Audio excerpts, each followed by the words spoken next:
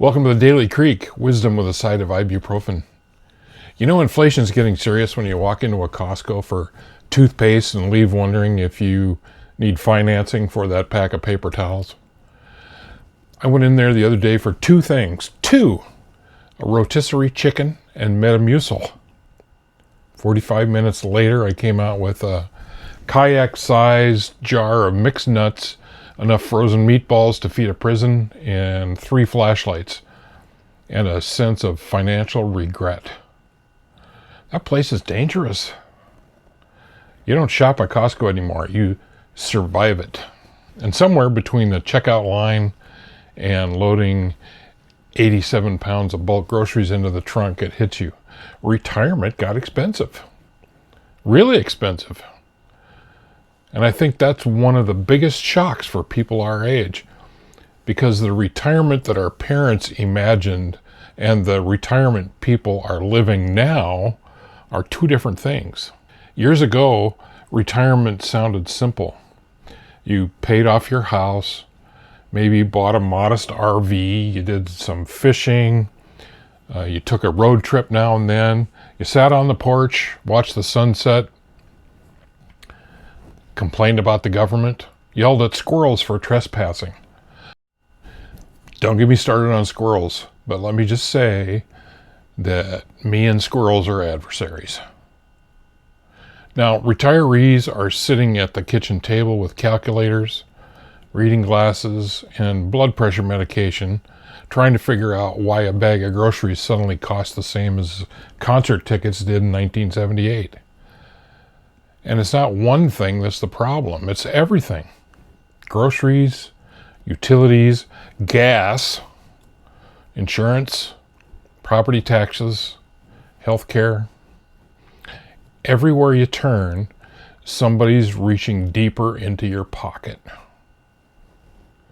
And meanwhile, a huge number of seniors are living on fixed incomes. That phrase always cracks me up. Fixed income. That sounds comforting until you realize absolutely nothing about it, and nothing else is fixed. But boy, your income sure is fixed. The electric bill isn't fixed. Insurance isn't fixed. The price of a hamburger sure isn't fixed. I bought bacon recently and considered putting it in a safety deposit box. And what makes this especially frustrating for older people is that we remember prices. That's the curse. Younger people grew up with nothing, or with expensive everything, but older folks remember when a $5 bill had authority. I remember that. $5 used to mean something. I used to get paid $5 for mowing an acre and a half lawn of my next door neighbor. You could walk into a diner with $5 and leave full. Now $5 buys you half a sandwich and emotional disappointment, if you're lucky. And don't even get a senior started on restaurants. Everybody over 60 now reacts to menu prices like they're reviewing real estate listings. $16 for a hamburger? At that point, you start asking the waiter questions like, did the cow have a bachelor's degree? But the thing people worry about most is Social Security. You hear it everywhere. Politicians argue about it. News channels discuss it. Internet experts screaming about it. Your friend Earl talking about it for 45 straight minutes at breakfast while he's stirring artificial sweetener into some weak coffee. Everybody's worried. Will benefits keep up? Will taxes change? Will the retirement age move? Will Social Security still be stable long term? And honestly, those concerns are understandable, because retirees feel inflation differently than younger people do. If younger people get squeezed financially, maybe they skip vacations, they cut streaming services, cut the cord on our cable, stop eating out, cancel subscriptions, that kind of thing. But seniors spend a larger percentage of their money on necessities. Medication, doctor's appointments, utilities, food, insurance. You can't exactly say, well, I'll just stop buying oxygen this month and tighten the budget. And healthcare costs especially scare people. Not just prescriptions, but everything. Everything related to healthcare costs. Co-pays, deductibles, specialists, dental work. You ever notice there's no such thing as affordable dental work anymore? The dentist talks to you like a contractor remodeling a kitchen. The dentist will say, well, we can do the procedure, but it'll be about $4,200. $4,200? For that price, I expect the tooth to come back gold-plated and singing Frank Sinatra songs. And then there's insurance. Insurance used to feel like protection. Now it feels more like a monthly threat. Every year we open insurance paperwork the same way people in horror movies open the basement door. Slowly, nervously, already expecting bad news. And what really wears people down isn't even one giant crisis. It's the constant drip, drip, drip of smaller expenses. The electric bill goes up, groceries go up, property taxes go up, your prescription changes tiers, your car insurance jumps up for no reason, and there's never a decent explanation for that. The water bill increases because apparently water has become a luxury item. Eventually, we retirees start developing survival instincts. You can spot a senior citizen finding a sale from 3 aisles away. Older people don't casually shop anymore, they hunt.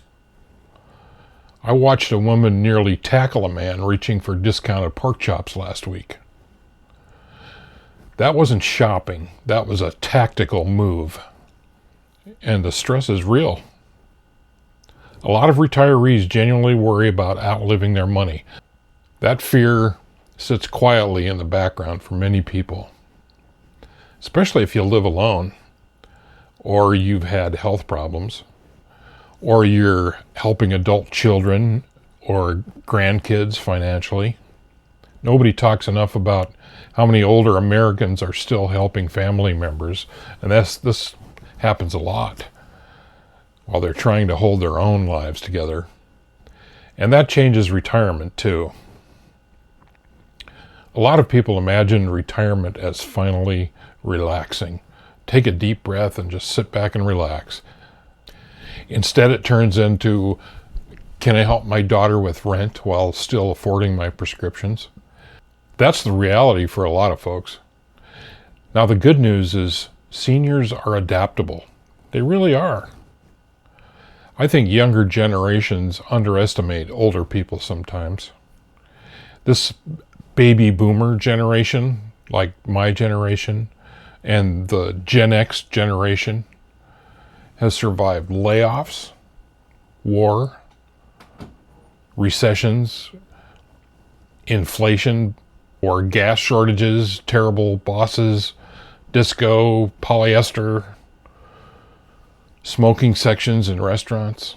Yes, you used to be able to smoke indoors in those days. And also station wagons with no seatbelts while children bounced around freely in the back, and the kids facing backwards in the back seat, looking out the back window so they could see the rear ender coming.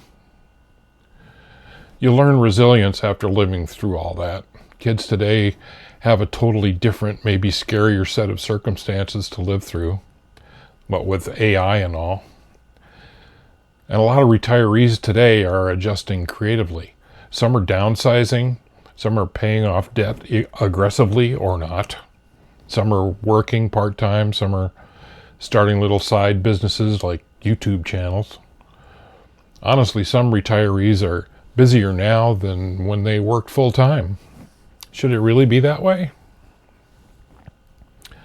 I know a guy who retired from construction and now sells homemade barbecue rub online while he argues with strangers on Facebook about lawn care. That's modern retirement. And honestly, staying active helps, not just financially, but mentally too. People need purpose.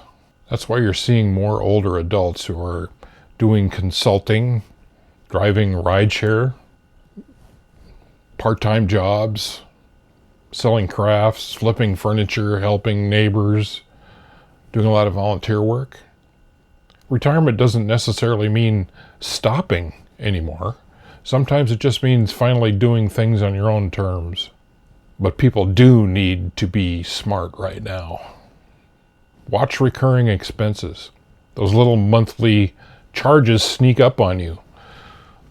I did a video on canceling subscriptions. You should take time to watch that on this channel. One day you're paying for Netflix, then somehow you're funding 4 streaming services, cloud storage, an audiobook app, 2 music subscriptions, and something charging you $14.99 a month that nobody in the house recognizes. That's how they get you. And seniors also need to stay alert for scams during those difficult times. During these difficult economic times, I should say. Because financial stress makes people vulnerable. Scammers know that. They know retirees worry about money. They know older adults are trying to stretch dollars. That's why scams work. Somebody calls you promising lower bills or extra benefits, and suddenly people listen because they want relief. And honestly, who can blame them? People are tired. Tired of prices, tired of paperwork, tired of passwords, tired of feeling like everything requires another fee, another app, another monthly subscription. At some point you start feeling nostalgic for businesses where a human just answered the phone. Remember that? Wasn't that long ago. You called somewhere and a person picked up immediately. An actual person. Now every company traps you in an automated menu for 40 minutes before disconnecting you accidentally. But here's what I think matters most. Don't let all this convince you life is hopeless. That's important. Yes, things are expensive. Yes, retirement is different now. Yes, people have legitimate concerns. But we older adults are tougher than we realize. We've adapted throughout our entire life. We've adapted to technology. Just think about the technology that's come along in the last 50 years. To changing jobs. We've adapted to economic swings, raising families, to loss, to health problems, to all of that. And most seniors are still getting up every day handling business. That counts for something. So stay informed, pay attention to spending, avoid panic, and be flexible. Maybe don't buy 17 cases of canned peaches every time the news starts sounding dramatic. That's all I'm saying. Anyway, be sure to catch our scam video, because apparently criminals everywhere have decided retirees are easy targets. Easier than banks. That's a big mistake on their part. Most seniors I know are suspicious enough to interrogate a squirrel for entering the yard unexpectedly. I know I am. Well, we'll see you next time on the Daily Creek. Romans 10:9.